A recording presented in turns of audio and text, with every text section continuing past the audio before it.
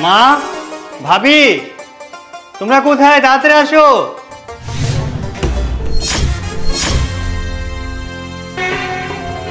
সূর্য, তোর গায়ে এই পোশাক কেন? এই পোশাক থাকবে না তো কি পোশাক থাকবে? আমি একটা বিয়ে করেছি। বিয়ে করেছিস মানে? কি বলছিস তুই এসব? ছোট বউ, ছোট বউ,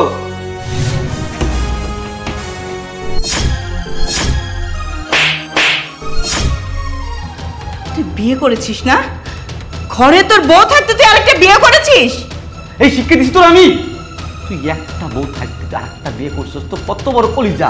এই তোর বারবার বলছি, আরে সবকিছু মালিকগুলো আল্লাহ। আল্লাহ কখন বাচ্চা দিবে কখন না দিবে একমাত্র শুধু আল্লাহই জানে। আর আমার কত বাচ্চা কাচ্চা হয় নাই, তবে তো কখনো আমার বউকে আমি কোনো সময় অবহেলা করি না। কেন করি জানো? সব মালিক তো আল্লাহ। আর তুই কি করলি?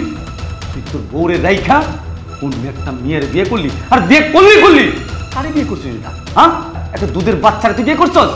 এই তুই মানুষ হবি না? আমার তো মনে হয় কি জানোস, তুই একটা জানোয়ার। আর জানোয়ার যদি না হতি এতটুকু একটা বাচ্চা তুই বিয়ে করলি কেমনে? ছি সূর্য, তোমাকে সত্যি লজ্জা করেনি ঘরে একটা বউ রেখে আরেকটা বিয়ে করতে? তুমি একটাবার ওর দিকে তাকিয়ে দেখো, অথয় কোন দিক থেকে অসুন্দরী? হ্যাঁ, রূপে গুণে সব দিক থেকেই তো আমাদের পরিবারের জন্য উপযুক্ত। তুমি হুট করে আরেকটা বিয়ে করে নিয়ে আসলে। তুমি কি তোমার ভাইয়ের কাছে কোনো কিছু শিখতে পারোনি? তোমার ভাইয়ের দিকে তাকিয়ে দেখো, আমারও তো এতদিনের বাচ্চা হয়নি। কই, তোমার ভাই তো আরেকটা বিয়ে করেনি। শুধু তাই না, তোমার ভাই সবসময় আমাকে সাপোর্ট করে গিয়েছে। বাচ্চা না হওয়ার কারণে কখন আজ পর্যন্ত আমাকে উঁচু গলায় পর্যন্ত কথা বলেনি। আর তুমি বিয়ে করে নিয়ে আসলে। আরে বাচ্চা কাচ্চা তো সব আল্লাহর দান। আল্লাহ চাইলে তোমাদের ঘর ভরিয়ে দিবে, না চাইলে যতই কান্নাকাটি করো না কেন। এই যে তুমি আরেকটা বিয়ে করে নিয়ে এসেছো না, সেই বউ মা নাও হতে পারে। তুমি কি করলে জানো? তিনটা জীবন নষ্ট করে দিলে। একই অথয় একই ছোট বাচ্চাটা যাকে তুমি বিয়ে করে এনেছো, যার বিয়ের বয়স পর্যন্ত হয়নি। আর তোমার নিজের একটাবার চিন্তা করে দেখেছো, আজ যদি অথয় বাসা থেকে বের হয়ে যায় তাহলে ওর ভবিষ্যৎ কি হবে? ভাবি চুপ থাকো তুমি। কই, অনেকদিন হলো তো বিয়ে হলো এই বাড়িতে, একটা বাচ্চা কাচ্চার মুখ তো দেখাতে পারলে না। বড় ভাই তো ভালো মানুষ, তাই তোমাকে নিয়ে সংসার করছে। আর আমি একটা এনেছি অলক্ষী, অপয়া কোথাকার। কতদিন হলো বিয়ে হলো, আজ পর্যন্ত আমাকে বাবা ডাক শোনাতে পারলো না। ওকে নিয়ে আমি সংসার করবো না। শোনো মা, আমি সাফ সাফ বলে দিচ্ছি, ওকে নিয়ে আমি সংসার করবো না। আমি নতুন বউ বিয়ে করেছি, ওকে নিয়ে সংসার করবো। চুপ কর! বেয়াদব ছেলে কোথাকার যেন। একটা নাবালক শিশু বাচ্চারে বিয়ে করে নিয়ে এসে আবার তুই মুখে মুখে কথা বলিস না? বৌমা, তুমি কোথায় যাচ্ছ? এ বাড়ি ছেড়ে চলে যাচ্ছি মা। এ বাড়িতে থেকে আমি আর কি করব? এ বাড়িতে আমার থাকার আর কোনো অধিকার নেই। আমি সব অধিকার হারিয়ে ফেলেছি। সেটাই তো, আমি তো একটা অলক্ষী, অপয়া। এই বাড়িতে বউ হয়ে আসার পর থেকে আপনার সন্তানকে এখন পর্যন্ত আমি একটা বাবা ডাক শোনাতে পারিনি। আমি অলক্ষী, অপয়া। আর তাছাড়া এটা তো সত্যি যে আমি আপনার ছেলের যোগ্য বউ না। কিভাবে যোগ্য হব বলুন তো?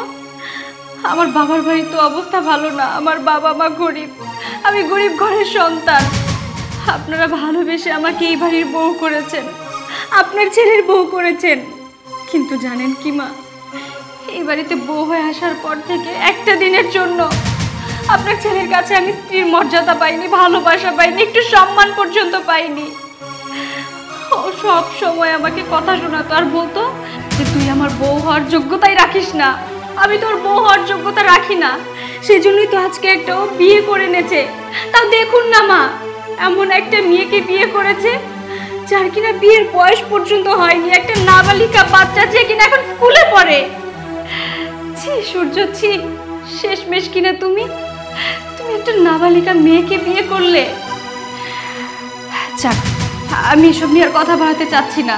এই বাড়িতে থাকার অধিকার আমি হারিয়ে ফেলেছি। তবে যাওয়ার আগে একটা কথা বলতে চাই মা, আপনি আমার বিষয়ে যতটুকু জানেন তা শুধু আপনার আর আমার মধ্যেই থাকুক, আর কেউ যেন না জানে, কেউ না। বৌমা, তুমি যদি স্ব ইচ্ছায় এই বাড়ি থেকে চলে যেতে চাও আমি তো হয়তো তোমাকে আটকাইতে পারবো না, কিন্তু তোমার ওই দুই পাও দিয়ে তুমি এই বাড়ি থেকে হেঁটে চলে যাবে। তোমার ভেতরে যে দুইটা পাও আছে সে পা দুটো তুমি কি করবে? এই বাড়িতে রেখে যাবে না তোমার নিজের সাথে করে নিয়ে যাবে বলো? মা, তোমরা কি কইতেছো? আমি কিছুই বুঝতে পারতেছি না, এটা খুলে বল তো। হ্যাঁ বাবা, আজকে খুলে বলার সময় আসছে, বলতে তো আমার হবেই। ছোট বৌমা 3 মাসের অন্তঃসত্ত্বা, বৌমার পেটে বাচ্চা। কি বলছেন মা এসব আপনি? ও, আমিও সেটা একটু একটু সন্দেহ করেছিলাম। অথচ ঘন ঘন বমি কেন করছেন? আমার আগেই সন্দেহ করা উচিত ছিল, কিন্তু আমি কিছুই বুঝতে পারিনি। মা, এ তুমি কি বলছো? অথই 3 মাসে প্রেগনেন্ট? কই, তুমি তো আমাকে আগে বলো নি। তোর তো বোঝার বয়স হয়নি, তুই কি বুঝবি? তুই তো পুরুষ নামের একটা কলঙ্ক, যে কিনা নিজের বোর কোনো খোঁজ খবর রাখে না, নিজের বোর শরীর কি অবস্থা সেটা জানতে চায় না। বোর সম্পর্কে না জেনে না শুনে একটা নাবালিকা বাচ্চাকে বিয়ে করে বাড়িতে বউ হিসাবে নিয়ে আসে, সে একটা কাপুরুষ। মা থামুন না, যা হবার তা তো হয়েই গেছে। এখন আপনি হাজার কথা বললেও তো এটার কোনো সমাধান আসবে না। আপনার ছেলে একটা বাচ্চা মেয়েকে বিয়ে করে এনেছে, তাকে নিয়ে সংসার করবে সেই সিদ্ধান্ত নিয়েছে। এই বাচ্চা মেয়েটা আরেকটা বাচ্চা জন্ম দেবে, আপনার ছেলেকে সেই বাচ্চা বাবা বলে ডাকবে, সেটা স্বপ্নই দেখে এই বাচ্চা মেয়েটাকে বিয়ে করে এনেছে।